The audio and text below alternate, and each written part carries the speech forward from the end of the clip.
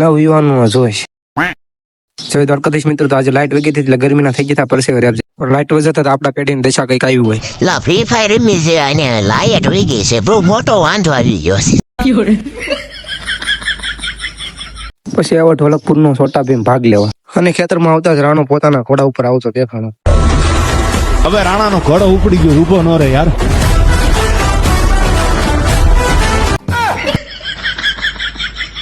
પણ રાણો એકલો નહોતો, એની વાત તેનું સૈન્ય હતું.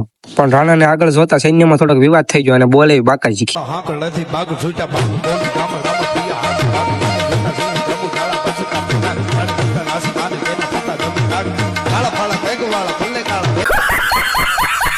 પછી આવ્યા રમક્કા. આ હેસ બકરી જે સાંદા ઉપરથી નીચે ઉતરી આવી છે, જે દાદીમાં નાનપણમાં વાતો કહેતા. પછી આવ્યો કમો. આવા જ વિડીયો જોવા માટે લાઈક કરો, ફોલો કરો અને સબસ્ક્રાઇબ કરો.